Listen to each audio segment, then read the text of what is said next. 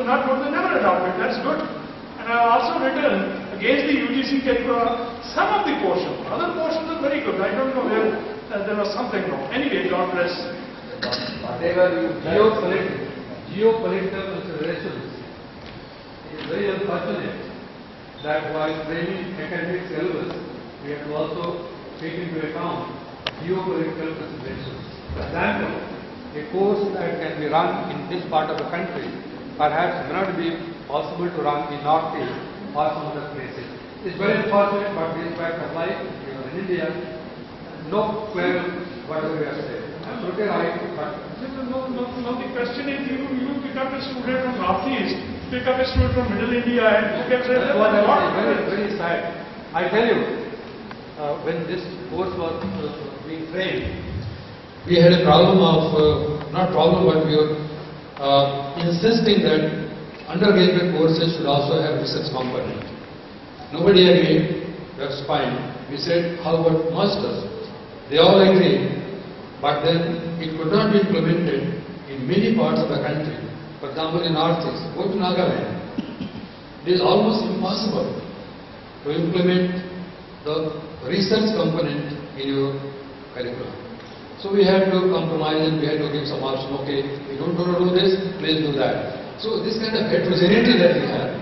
But anyway, whatever the course curricula there. No, but the answer we have given by the way. The answer is, you know, when we get 50 lakhs of rupees as a research grant or developmental fund, people start thinking that they have given us more. And they will ask you hundreds of questions without even giving small consideration to what you have achieved. On the other hand, if you go across Atlantic or across Pacific, I mean, big time money, big amount of money is given and no questions asked.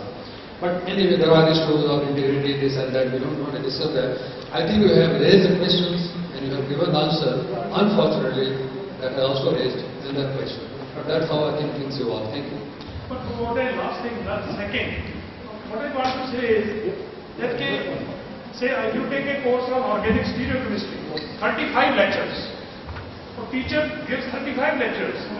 You give 10 lectures. The rest of the thing, there should be something else, conceptual knowledge, conceptual teaching, and building their personality, scientific outlook, scientific thinking, and how to tackle a problem. I mean, if you go to USA, when they give you A grade, a student gets a B grade. जिसका B grade है, उसका answer ठीक है. जिसका A grade है, उसका answer गलत है. Now, how he gets A grade? They say that his approach is scientific. इसकी अप्रोच साइंटिफिक नहीं है. आपने कौन देखता है? हमने तो मेरे ख्याल से मेडिकल के पेपर किसी यूनिवर्सिटी में BA वाले पास वाले देते हैं. What you have said, teaching is just not transformation of information or transmission of information. Teaching is much more than just transferring information from a teacher to a student.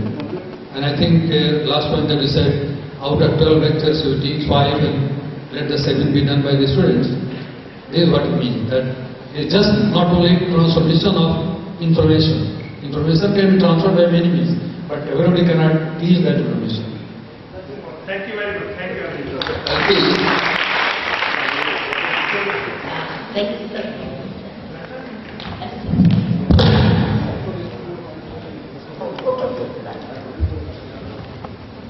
Thank you, Professor Khalsi.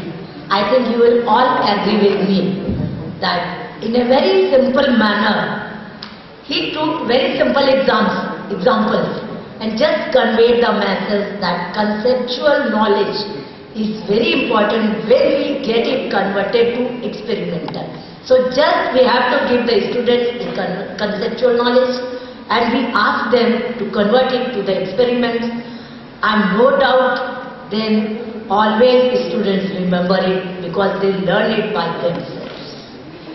And one more thing, this is for young guys as well as for all, I think, because these days everyone is calorie conscious. So you may have as many as Lay's packet you wish because no calorie. This is what Professor Khalsi has just told. But you have to the backside. This had to be always sharp. So thank you, Professor Kalsi, for the message. Thank you.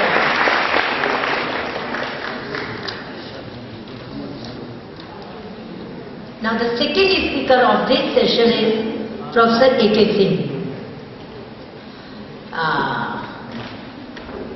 Is FNASC and the Vice Chancellor, Allahabad Central University, Allahabad. He has done excellent research in photo control of structure and functions of biomolecules, biomolecular caging, excited state studies of linear polyfluorescent probes, and radioprotective antioxidant agents. Also did work on nanoparticles.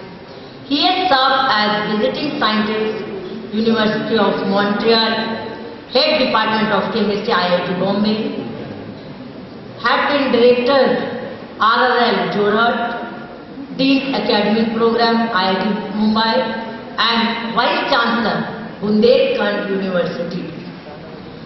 Has delivered several invited lectures, including a chemical approach to photobiology, presidential letters at Physical Science Section, NASI Annual Session at Jaipur.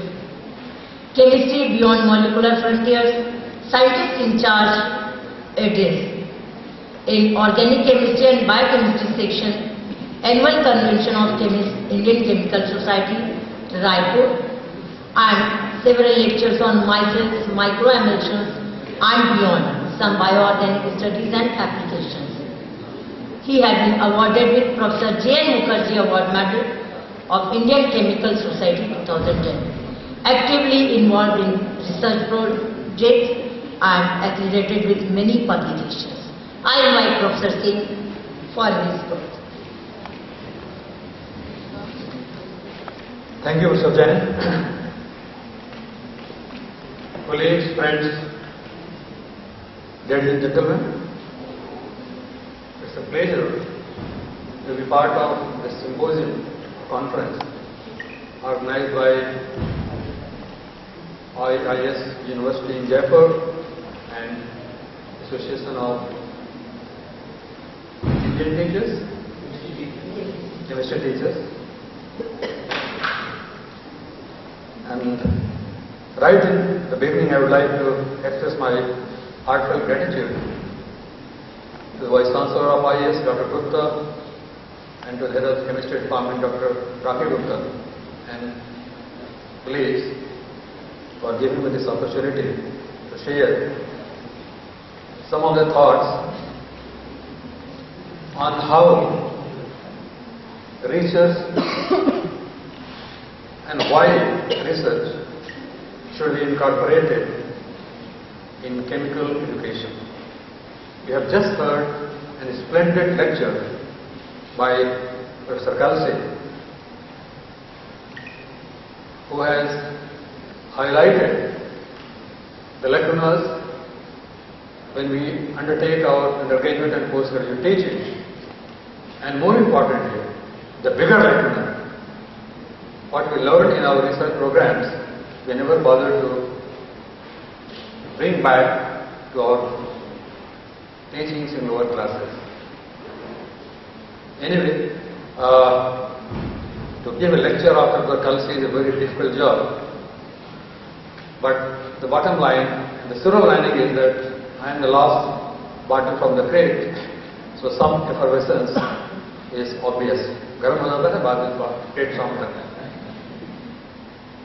What I am going to do, I am going to talk about two aspects, maybe about 12 to 14 minutes on the work that we have done, one aspect of my work, followed by about 10 minutes of presentation highlighting about what lacks in our agenda of imparting useful chemical education in country, particularly in the area of chemistry. And finally, I will try to conclude and summarize and give you some ideas as to what lies ahead and what is the way forward. So let's begin with this.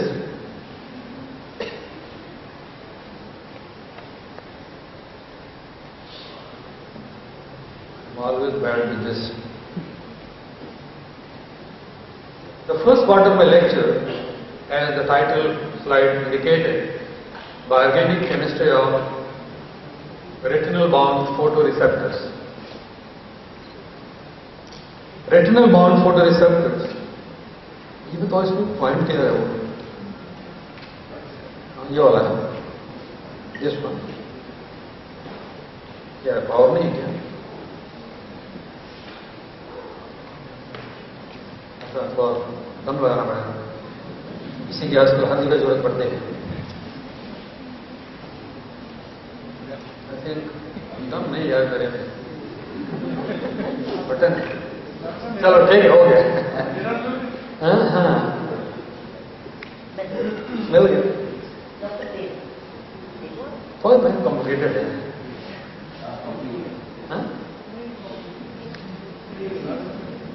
This time can be taken off, please.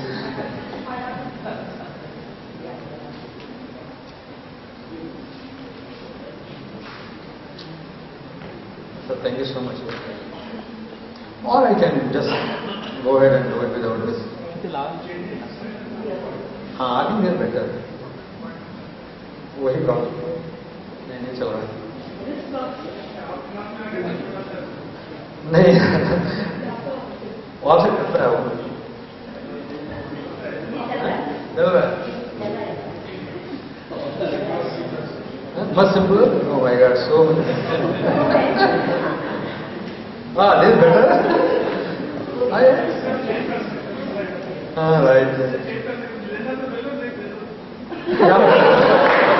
लेना है.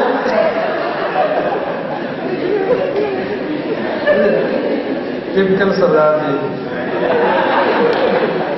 No, we are friends, so I don't mind. Chalo, something is better. Let it. I'll manage. Okay, it doesn't work, so.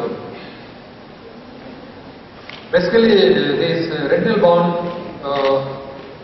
photoreceptors are 7 helical, alpha helical, membrane bound proteins which basically sense sunlight, and also in some cases other kind of photons depending on the nature of species in which these receptors are found. For example, in deep ocean where sunlight doesn't reach, only possibility of ultraviolet and infrared light is there, they can sense UV as well as infrared light.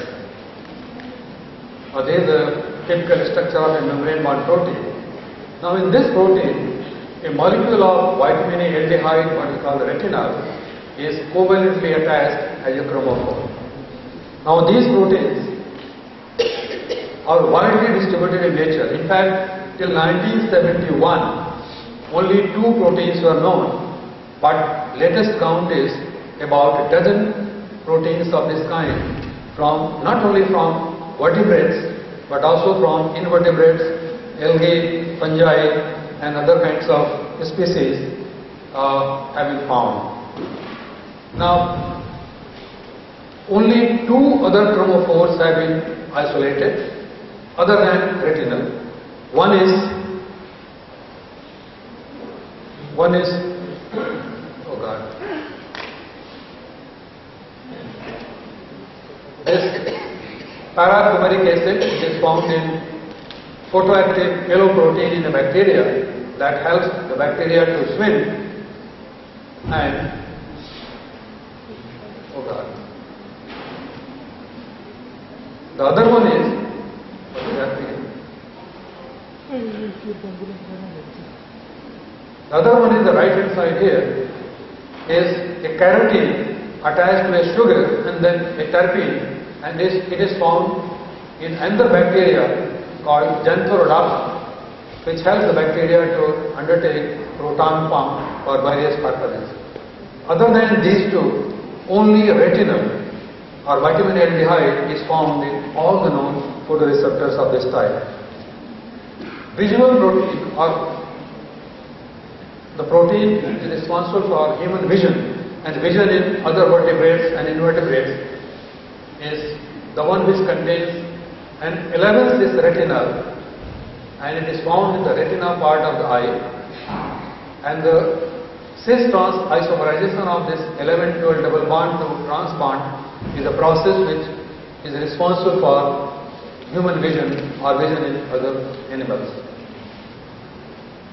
Another very important protein of this class, which was discovered in 1971, is found in a, you have better one? So, this one changes as well as इससे अच्छा दो करना पड़ेगा more complications.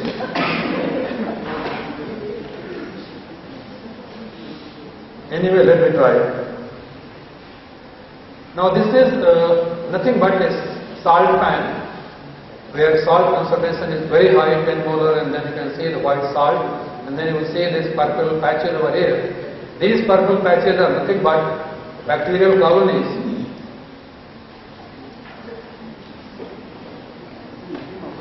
I'm sorry. I feel it ढीला हो गया है. Problem क्या है इसमें? ये लूज हो गया है. Will you operate the slide? Can you operate the slide? I think that's better. Please operate this. हाँ, next करते दो.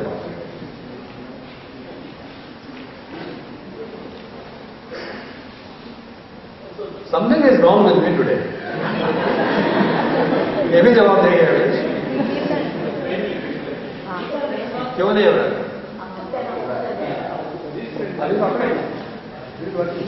No, it's suffering. Sometime working, sometime not. Huh? Thank you, ma'am.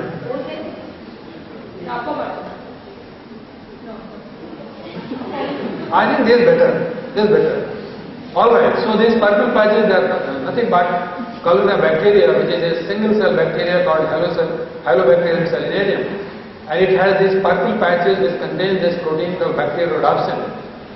It contains all-transcendental chromophore, and the overall function of the bacteria is, of the protein is to get involved into proton transfer, which ultimately helps bacteria to synthesize inosine triphosphate for the survival of bacteria.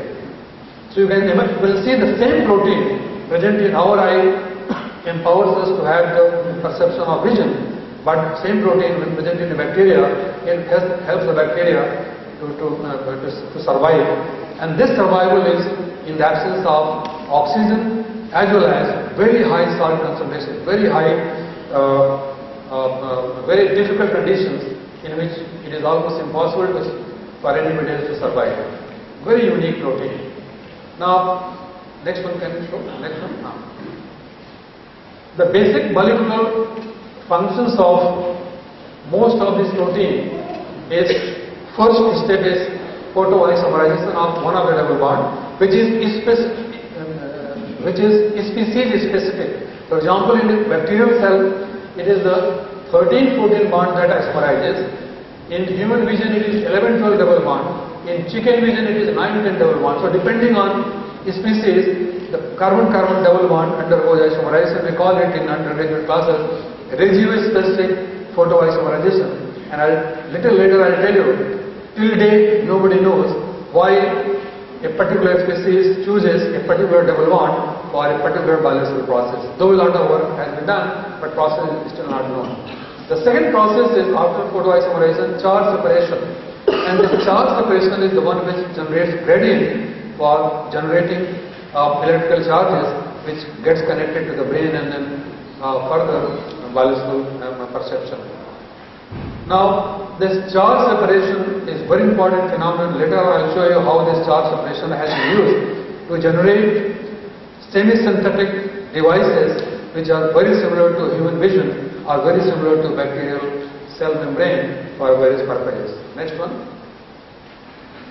The cis-trans isomerization is not very simple, just carbon-carbon double bond. When a trans double bond undergoes to a cis bond or a cis one goes to trans bond, it's ultra-fast process and takes place in femtosecond time scale, and very large number of intermediates are involved. For example, these are all intermediates, The beauty of these intermediates is that each intermediate has its own color, and that is how these proteins are able to distinguish or control various colors. For example, we have color vision. We know that for color vision we have three distinct proteins, blue, yellow and green. But how these blue, yellow and green they combine together and give you a broad spectrum is because of this kind of intermediate formation with different kind of wavelength. Again, how these things happen till date nobody knows for sure, though there are some theories that have been developed. Also, this first natural pigment, and one of the intermediate is written here M intermediate. The M intermediate is dark intermediate. It is formed after the light is switched off, and there are direct application of the first intermediate combined with the M intermediate, and I'll show you a little later how this M intermediate and the first intermediate they have been used to develop optical computing. And please believe me, I'll show you some examples. Maybe another 15 years or 20 years down the line, the chips based on gallium selenide which we use in our computer, on our mobile or our other devices will be gone, and all the chips will be made out of such kind of photoreceptors. And basically it will be optical computing, nothing more than that. Next one. Now let's come to some chemistry. There are numerous questions which are to be answered about these proteins, structure and function. Some of the questions relate, for example, how these proteins are able to control their color. In other words, how the same protein is absorbing different kinds of light for doing different job in various kinds of living systems. In fact, here we can say nature is the most economical entity. Only one molecule performing a variety of functions. Normally what human beings do, for a particular function you generate and create one system, for another function you create and generate another system.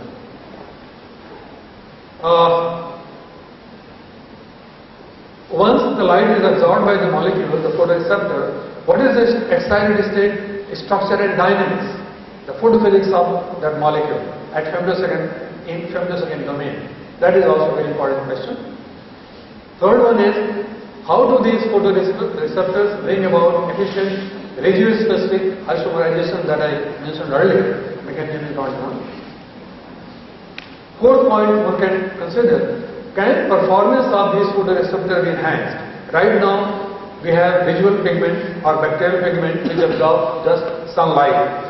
Can we generate in vitro some of the photoreceptors which can absorb infrared light, which can be very useful in, let's say, medical areas? Or can we have ultraviolet vision? Can we have infrared vision, which may have a lot of defense purposes? So can we enhance the performance of these proteins by chemical methods? And finally, one more question. Can the nature's photobiological concepts be transferred and photoactive elements based on natural photoreceptors be made for various applications? Basically, can we generate semi-synthetic photo switches? If I switch on, some function takes place. If I switch off, that function is stopped. Can we do all these things? Naturally, chemical sciences play a very important role, and I'll explain to you by giving one or two examples. Take the question of color control mechanism, how color is controlled. If you look at the chromophore, it is simple all-trans retinal with an aldehyde group. Take the absorption spectrum, you will find it absorbs at 318 nanometer in ethanol. In the protein, that retinal is covalently attached with an amino group of lysine via ship-based linkage. So C11O of aldehyde has been converted to C11N of protein. And this C11N, if you put a proton, that is, convert the imine group to ammonium group, there is deduplication of pi electron density from the retinal double bonds, and therefore there could be some enhancement of absorption. If you do that experiment, what you find that a ship base which is protonated maximally absorbs at around 440 nanometer. But look at the natural protein, it absorbs at 550 or 570 nanometer. So simple attachment to the protein and making the nitrogen positive followed by delocalization is not the reason for having this kind of variation. There must be something else that is happening in the protein which is responsible for color control mechanism. Two experiments we did. Next one. The first question that we asked, we said no, it is not protonated. In undergraduate courses, when we are taught, let's say benzoic acid, we say that benzoic acid molecules are hydrogen bonded. When we say hydrogen bonding does not mean that nitrogen is completely protonated. Hydrogen donor is never detached from, the bond length may be a little longer, but it is never separate, let's say plus charge and minus charge. It's always hydrogen bonded. So how come in a biological system where so much of water molecule also is present would have complete positive charge? So we had to define this concept and do some experiments. So what we did, if you look at a protein, in protein the only protonating reagents are aspartic acid and glutamic acid. The pK of aspartic and glutamic is between 3 to 4. In other words, weak acids are there which may protonate nitrogen. But the weak acids are so weak that they cannot completely protonate an imine bond in the retinal molecule, which is very clearly shown over here. If you take chloroacetic acid in vitro experiment, which has pK about 4, the protonation is only to the extent of 20 to 25%. This was done in solvent. To mimic this in a more biological way, next one, we incorporated these molecules into reverse micellar matrix. In the reverse micelle, you know that outside is hydrocarbon, inside is water, and the C11N is over here. You just add chloroacetic acid in water, and we find that the percent of protonation, that is protonated ammonium ion, enhances as the amount of water is increased. Organic chemistry will tell you in undergraduate, the moment you have C11N which is protonated and if you add water, it will undergo hydrolysis. That is, iminium will be converted back to imine and aldehyde. In this one, it doesn't happen. It's very similar to what is happening in the protein. Protein may have C11N, but that N is not protonated. Rather, it is hydrogen bonded to the water molecule the way it is hydrogen bonded in the reverse matrix. With old work, but very important work and cited very highly. Next one. There is just a tabular data how if you enhance the amount of water in the reverse micelle, the protonation extent enhances. When there is, let's say, water molecule of, in a water pool of 6, it is 8%, but the water pool size is 34, it is almost 20% protonation. The amount of water is more protonation, or in other words, hydrogen bonding is there. Next one. And then the concept that we gave that in all these proteins, the C11N is never protonated, it is just hydrogen bonded, and it is the distance between the NH, that is hydrogen bond distance, which controls the charges on the protein. And see here, a situation where the donor which protonates the nitrogen is away from the nitrogen, the denucleation is going to be less. But in a situation where proton is very close to the nitrogen, naturally the positive charge is more here and localization is going to be more. So depending on the hydrogen bond distance, the charge delocalization will take place and protein will have different ability for absorbing photons or light. Next one.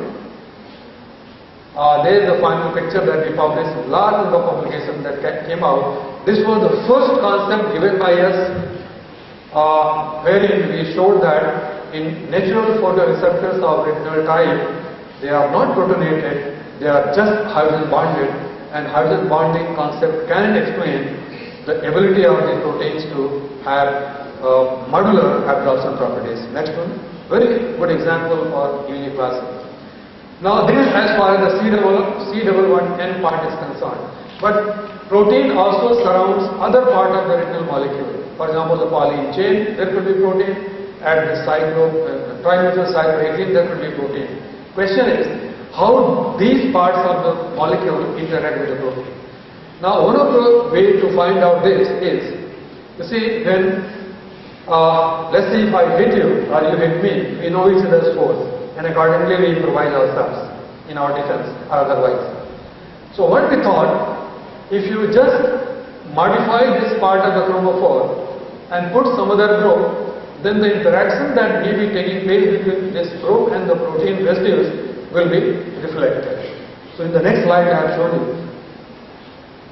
Okay, now it's a complicated technique. How do we make new photoreceptors by having a different kind of chromophore?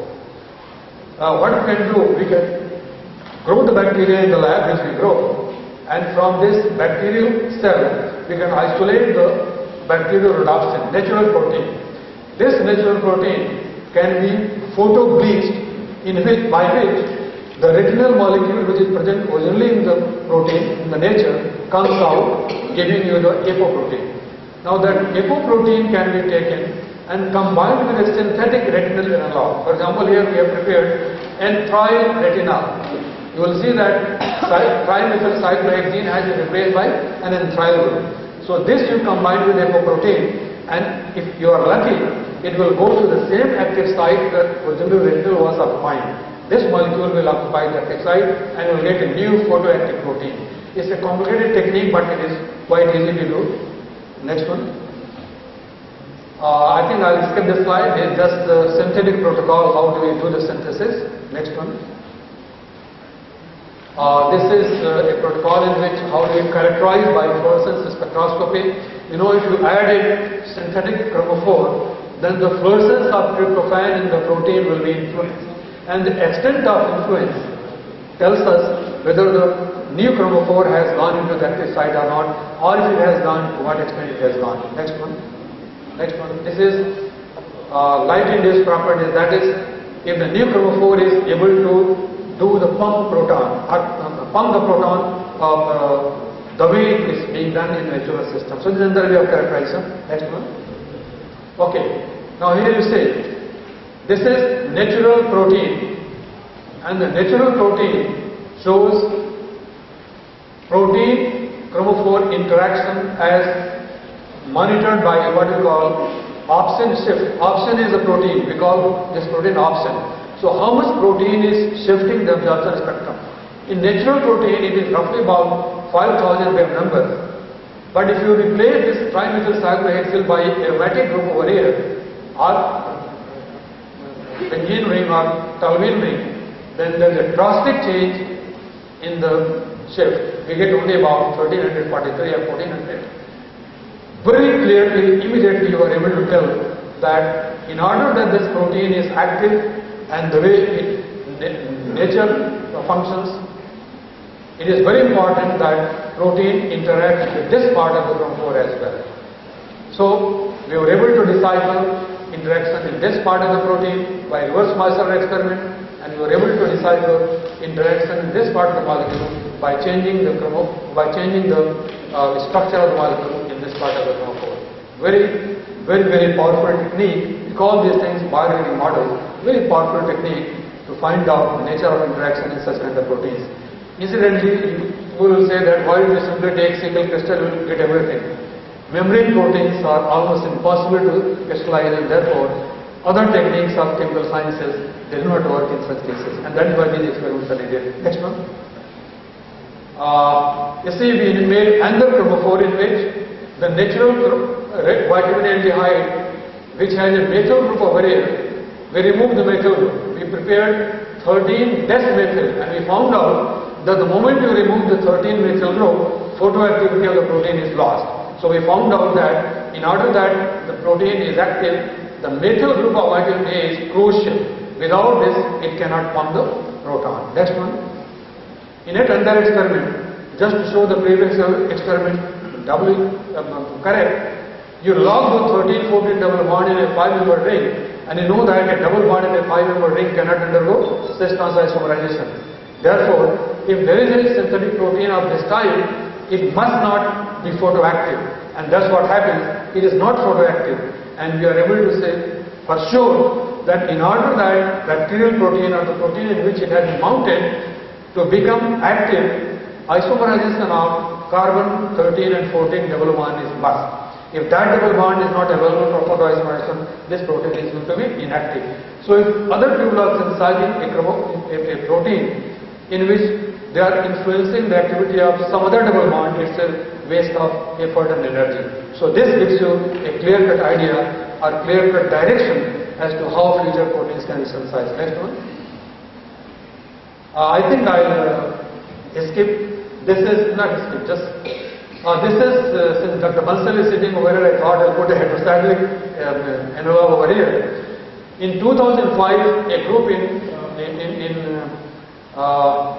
Spain said that heterocyclic-based proteins cannot be synthesized; they are highly unstable. And we said, no, you are not correct.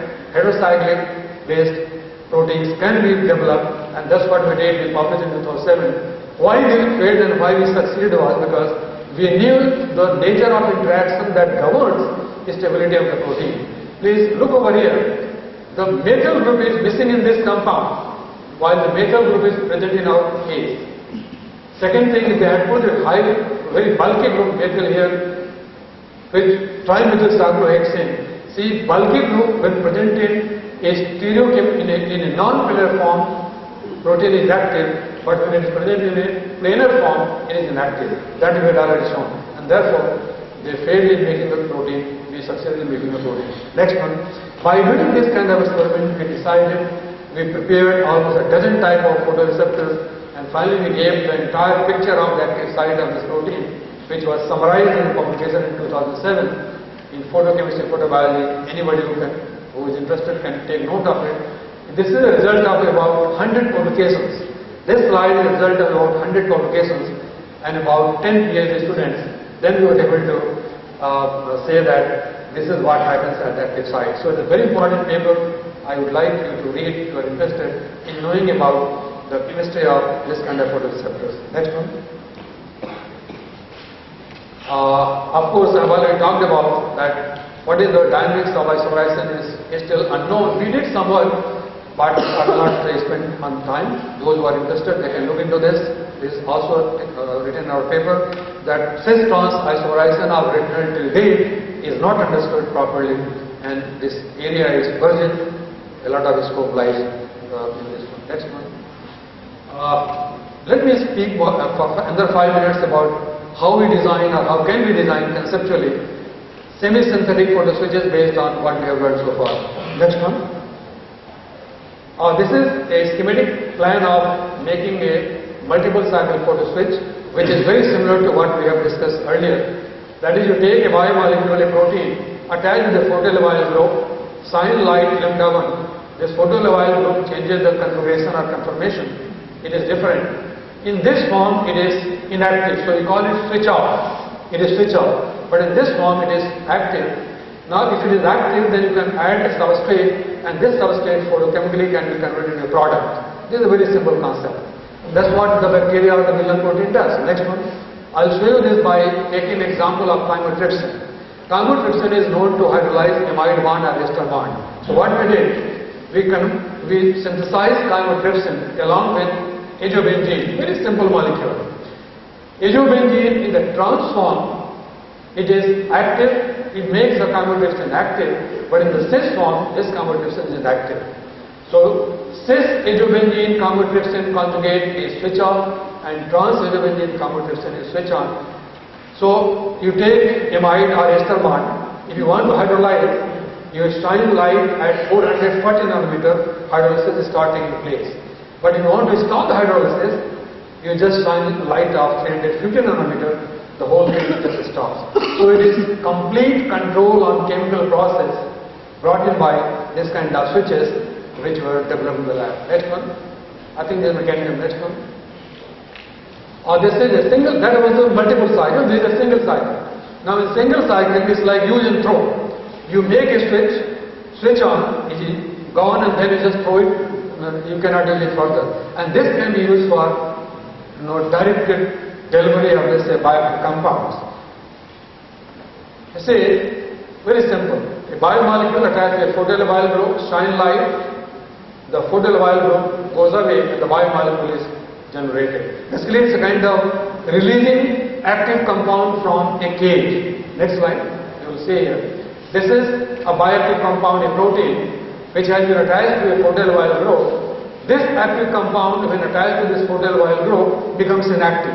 So we call it escape. There is no activity. Paracetamol, for example, or anti-cancer drug. Anti-cancer drug attached to this molecule, blue molecule, becomes inactive. And that inactive molecule, when you want to make it again active, shine light, switch on, the bioactive molecule will be separated and the photoactive molecule will be separated.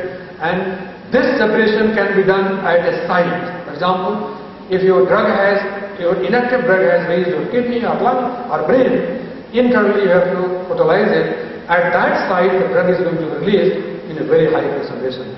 So it basically allows us site and concentration and time controlled delivery of any bioactive molecule if need be.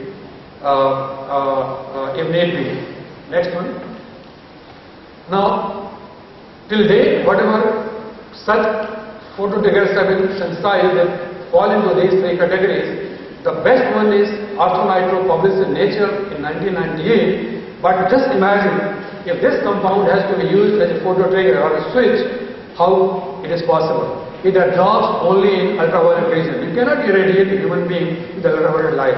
So what is the need? The need is convert this molecule into a useful molecule, useful for biological system. The only way to convert it, make it IR active, because infrared light will not hurt us, or visual active, depending on the requirement. Next one, we make some modification and we generated this molecule, we call it NNM. And this molecule is very active, high quantum yield of photo release. It can be used with proteins that we showed by attaching this to a protein called immunoglobulin, which is a drug or a biological material transporter. Next one. There is a detailed synthesis. Next one. Next one. Next one. There are some other molecules that we developed in our lab, so many of them. In fact, the Sergil one has not been finally synthesized. It is a challenge. Anybody sitting over here may like to take this challenge and synthesize this molecule. One of the best molecules till date, but we have not been able to make it. In fact, we can make this chiral one, that will be wonderful. But so far we have not succeeded, though we have been able to make this molecule. But we have not been able to make this one. Next one. Previous one. Previous. We have also generated fluorescent switches. They are all published work. Next one. Next one. Next. Next. Okay.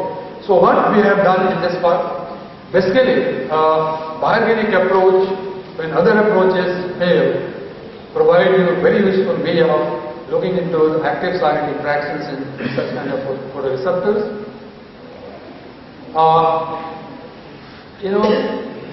There is a lot of possibility of generating newer molecules, and more importantly, I am very sure, and many people believe also, that in nature there are yet many species to be discovered with such kind of molecules. So far we have not been able to find them. I don't know how many of them will be found later on, how many of them will be found in due course of time. But even if one is found, and its technical application is shown, I think a new whole industrial world will be created. And I'm saying just not by making my point, these are all realities. You will see that using one of the proteins, people have made 5 into 5 cubic centimeter biological chips on which information is stored in 10 bytes can be stored. This is a gallium selenide based conventional semiconductor chip, and this is a protein chip that has been created. The memory enhancement from this to this is 10 times. So I think in future you will find that all the chips are going to be replaced. Next one. This is again a futuristic work where the same similar kind of photoreceptors can be implanted in our retina, and perhaps a time will come when we will not have problem of vision, and who knows, even possibility of visions in different wavelengths of light. We may be able to see other wavelengths of light as well. Next one. Here is a robot in which the vision eye has been created using the chip. It's done by Fuji Camera, I believe, in Japan. Next one. And there are many more other applications. I mean, you can read in my paper, the one which is cited in 2007. There are numerous applications of these proteins. People have talked about only optoelectronic applications. There are other applications that will follow. Next one. Next. I think time is not available to me, but let me just, please give me another 5 minutes. The Kalsi has already talked about so loosely as to what heals our educational system. Although it's a second presentation which I normally give at many places, but I'll share a few thoughts from this, and I'm going to skip some of the points. Earlier I said, teaching is just not mere transmission of information. It is much more than that. And I would like to bring to your attention what Professor D.S. Kothari, an alumni of University of Allahabad, very illustrious, said long ago, and I think even today we are not able to comprehend what he said at that time. And he says, one thing is certain, yesterday's educational system will not meet today's and even less to the needs of tomorrow. Nothing could be more off than what Mr. Kothari said long ago. Next one. Now, Kalsi Saab had again very nicely brought out as to how the research component is missing from our teaching in undergraduate and graduate courses. See, there is a euphoria in the country that we are going to be the leaders of world as far as science and technology is concerned, and this and that. It is envisioned that maybe in the next 2 decades or so, we will be economical power of the world. All these things are being said. Good. But what we don't realize is that behind this euphoria and the kind of statement, and a very large number of young people with high expectations and aspirations of good life are just roaming around for getting education. And that education, which is globally competitive and not the way I was educated in Gorakhpur or in other places. I took Gorakhpur not because it's a bad place, because that's where I did my BSc from. I'm very proud of it. So that point is not being realized. Other one is that,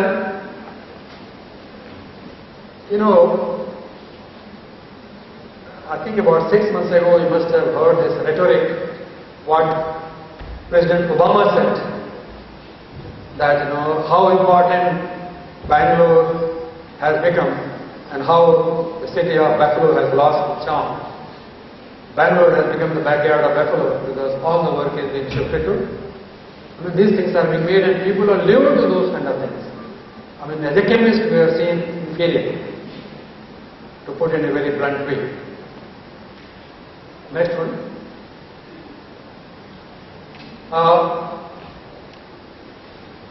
We talked about big time grant. If you just look at the kind of grant that we use in the university system and the kind of grant even a small college in the east or west of India, across Atlantic, across Pacific they use. I will not give you all the figures that I have. Maybe time will permit some other lecture some other time. I will give all the details. But I think we are just not comparable to any one of these countries. Even the smallest one, for example, Singapore. Forget about South Korea and Japan. So the kind of funding that we need to do global science and global chemistry is a big issue.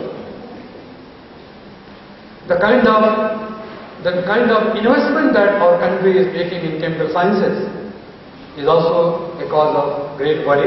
I will not give all the details because it becomes rather political and people will start quoting, but as a chemist I'm sure you understand, those who are practicing chemists, that what I mean. So when people say that universities have huge amount of money, I think nobody can be much more wrong than those people. We don't have money. I don't think many people really realize what kind of money universities get and how this money is being used. You see, getting money is one thing, using it profitably is another thing, and usefully is another thing. And also, having a mechanism to use that money is perhaps much more bigger issue. So, these are all very important factors. They affect and influence our educational system, and more so, chemical science or the wet sciences which are done in the labs invariably. Next one. There are other sources as well. He talked about starting the faculty. In Malkundi University, 45% seats are vacant. Lucknow, same issue. Go to any university, on average, 40 to 50% seats are positions are vacant. IITs, in my own IITs, IIT Bombay has a lot of vocational advantage. Still, we don't have faculty. Question is, why we don't have faculty? Ask Lucknow University, Allahabad University. We produce thousands of PhDs. Are they employable? I myself have sat in numerous selection committees in my own university and other universities, and when we at the end we write NFS, I think we really scratch our head. What is happening? So these are also issues which are very important. Use of ICT, access, equity, outcome. These are the issues that we worry about. I mean, if in this university, I don't know how many students to teach, let's say 40, good enough. But look at my university where I have to teach 1,000 students in chemistry discipline. And there is one teacher with a classroom smaller than this. So teacher will simply, one day I saw a big news article in Dainik Jagar. Teacher is very popular because, people are standing and lining in the corridor and on the roof and elsewhere just to listen to him. That is not correct. Can we have a building overnight or in 2 years or 3 years? Even if you can have a building and house all the students, can we teach 1,000 students? So I think there is a need for pedagogical changes, and I think very few of us really worry about pedagogy in education. ICT is an example and a savior. I mean, if you want to take help of ICT, ICT has to be enhanced. Next one.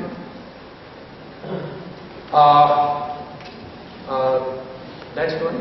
I think I have so much information, I don't think I'll be able to finish it, but let me show you some important slides. Where do we stand? In this background, where do we stand? I'll show you one national example and one international. National one I'll show you from a paper which was written by Dr. Gagan, who is director of NISCARE in New Delhi and published in Indian Journal of Chemistry. Why he chose Indian Journal? Because, very interesting. You see, the main chemistry group in the country, let me confine myself to organic chemistry, they seldom publish in Indian Journal of Chemistry.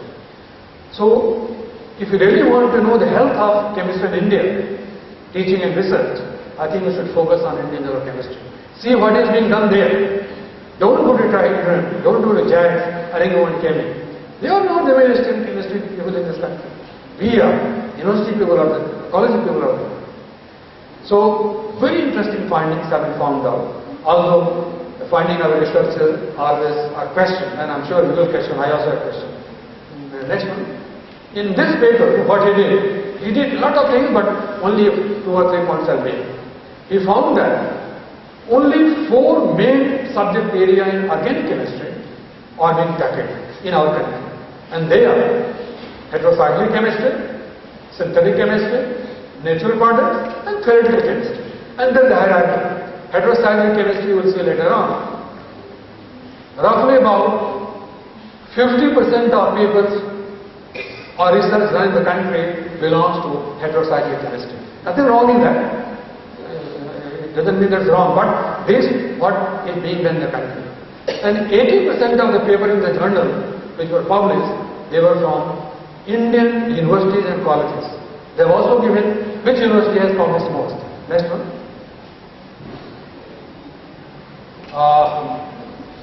So while 80% Indian papers show the Indianness of our journal and our research, the 50% component of heterocyclic chemistry also shows our attitude towards chemical sciences, particularly organic chemistry. Next one. You will be surprised to know that less than 2% research, and obviously therefore emphasis on teaching is in these areas. And you can see alkaloid, flavonoid, steroid, dyes, enzymes, antibiotics, amino acids, peptides, carbons, nucleotides, supramolecular, molecular modeling, photochemistry, mineral, marine natural product. I mean, the list is enormous. All these areas, are they not part of chemical education? They are very much part of chemical education. So why are these being neglected? Next one.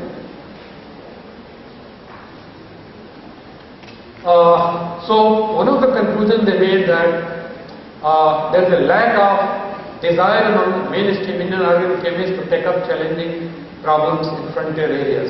Though I disagree with that. To make a sweeping statement that Indian chemists are not taking challenging problems in frontier areas may not be entirely correct. There may be other issues. The other issue is, I draw your attention to a paper in Current Science, and it says that there are mainstream organic chemistry researchers, 1 minute, 2 minutes, organic researchers, but they don't publish in India. And if they don't publish in India, believe me, 80% of the work perhaps is also not done in India. I collaborate, or I have my postdoctoral leftovers, and I bring it over here and publish in those journals. So those things should not be counted, they should be just discounted. Anyway, but there is a remark in the paper that lack of desire among mainstream Indian chemists, organic chemists to take up challenges associated with frontier areas in chemical sciences. Next one. This you can skip. Next one. Internationally, India is not doing that bad, by the way. Normally we say we are very poor, we are very bad. We are not actually bad, but of course, being a country of 105 million people, it is hopeless. But if you compare with many other advanced countries, situation is not very bad. In this figure I have shown a data where India stands at 9th position in 1988 and it maintains that position in 2005, while Japan, which was at number 3 position in 1988, maintains number 3. China was not in the list at all, suddenly comes up at number 2. No, sir, 7th. Huh? 7th. 7. It has gone to number 2. Now if you look at the Chinese journal and the kind of work they are publishing, answer is very, very clear. I think these things also give you a lead as to what kind of chemical education should be pursued and what kind of direction chemical education in the country should take. Next one. This is scientific papers per capita. 125 billion people, they should be having a large number of papers. Here we are abysmally low. I mean, Sweden, for example, has the highest. Anyway, again I will not go to the list. Go to the next one, next slide. We are not in the top 15. The next one.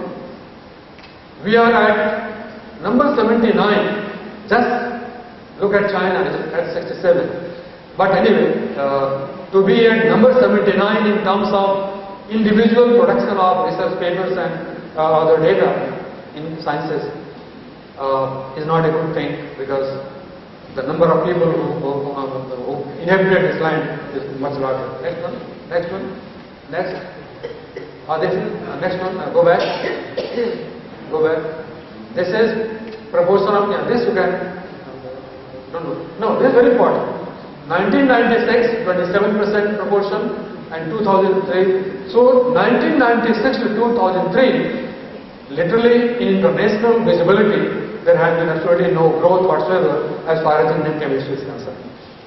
And this is an alarming point. Why it is not happening? Again, perhaps what Gagan Pratap has pointed out, our lack of desire to take up problems in areas which offer difficult challenges. That is also, I think that bears some truth. Next one. I think the chairman has already indicated and directed me, so I would have continued, but maybe some other time, maybe on some other platform, I'll stop over here. Ultimately, I'll go to the last slide. Just carry it. Go ahead. I have made some suggestions based on my experience in the university and IIT as to how India should go about and do the chemical education. Next one, just और आगे जाओ. नहीं, वो पहले पे जाओ. Please allow me to read this summary and conclusion. This will help us. So in summary, what I'll say, harness the energies of the laboratories, academia, industry, society, government and direct stakeholders. When I say direct stakeholders, I hope you understand. There are huge number of indirect stakeholders in chemical institution. The last point of the next slide will explain to you what direct and indirect is. Second point is creating necessary enabling conditions, including institutional mechanism for facilitating industry-academia cooperation. Industrial cooperation is almost non-existent as far as education is concerned. Urgently addressing the shortage of faculty, improving the quality of curriculum, including necessary technical problem solving and soft skills to enhance employability of graduates, promoting undergraduate involvement in innovative research. This is very important, very close to our heart. Nobody is listening to this. Improving the quality and quantity of research, both in basic and applied areas, including doctoral and master's program. Otherwise, shortage of faculty will never be taken care of. Next one, and perhaps the last one. Get the best faculty, establish a proper faculty production and promotion policy, establish best facilities, assemble a diverse student body, balancing excellence and inclusion, balance educational efforts by enhanced use of ICT, combine undergraduate teaching and world-class research, offer integrated programs with a flexible package of courses and not MSc in organic, MSc in organic and MSc in physical life. Right? Build campuses with character, suitable traditions and inculcate national pride among peoples. I published a paper across Atlantic, suddenly I am known in the country. If I publish a paper in IJC, nobody cares. Do you have any pride in our work? And last but not least, perhaps most important, keep all the stakeholders out of politics and politics out of campus and certainly from the party. This is very difficult. Pardon? Very difficult. No sir, very easy. It's very easy. Chemists have way out. Flocculation. You know separation, how separation is done. Chalo, aage बढ़ो. आगे बढ़ो. I want to close by saying what Michelle said. This, just read it. It will give you entire the gist of the whole canvas. Most importantly, what is needed. You see, we all know what is bad. We have behind schedule now. And What is bad, what is good. we have panel discussion. Okay, fine. So we'll discuss in that one. Next one, next one. I think next one. I'll stop over here, but at the end I would like to again thank you all very much. It was a bit longer. I was not able to put the slides properly, keeping 30-minute time schedule. Maybe I'm giving a lecture 3 weeks later. Some of you are interested in Randhanagar. The second part, perhaps you will have an opportunity to listen to me. Once again, thank you, Dr. Gupta, and your Vice Chancellor and your colleagues for this opportunity, and all of you for being so patient. Thank you. And I will be delighted to respond to any queries, clarifications that you may have. Time is short, so I have one question. Sir, Please. sir, I am. Yeah. To my knowledge, they say there is no Can you switch treatment. off the lights? Yeah. You all have the floodlights. Yeah, I can see you now. Yeah, to my knowledge, or so far I heard. थोड़ा तेज बोले आपने. जरूर.